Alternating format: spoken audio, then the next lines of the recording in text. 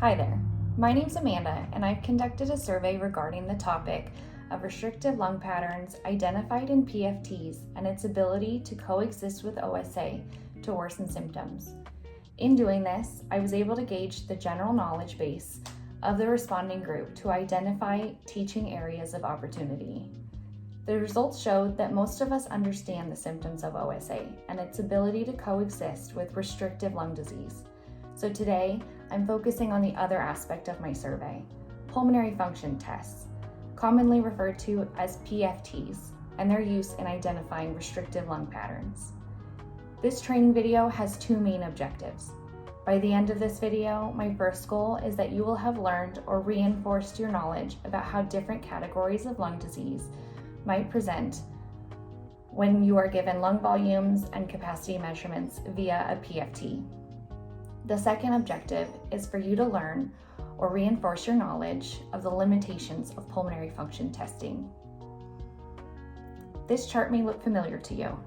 If it doesn't, this is an illustration of the lung volumes and capacities measured during pulmonary function tests. It is important to note that this chart does not illustrate flow rates, which might be more helpful if we were focusing on obstructive lung patterns in pulmonary function testing. Obstructive lung patterns on a PFT may indicate reduced expiratory flow rates, not shown in a chart like this. The lung volumes and capacities on the left show the pattern of normal lungs. Now that we can see the normal pattern next to the obstructive pattern, differences are more obvious.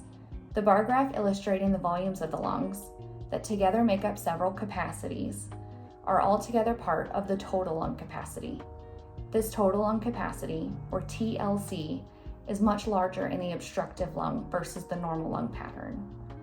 The volume at the bottom of the chart, the residual volume, or RV, is also larger in the obstructive pattern than in the normal pattern. Hyperinflated lungs are a common finding in obstructive lung disease.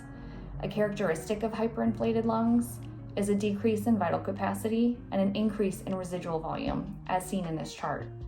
My survey focused on obstructive sleep apnea, or OSA. When you hear obstructive sleep apnea, you may assume it is an inherently obstructive lung disease. But OSA is common in patients with extrinsic pulmonary restriction, as we see in conditions like obesity. PFTs by themselves are not used to diagnose OSA.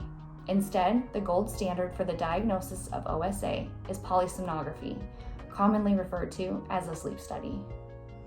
Now we're looking at the restrictive lung capacities and volumes and how those compare to normal lung patterns from measurements taken from a PFT. Right away, we can see that this restrictive bar chart is much smaller than its counterpart to the left.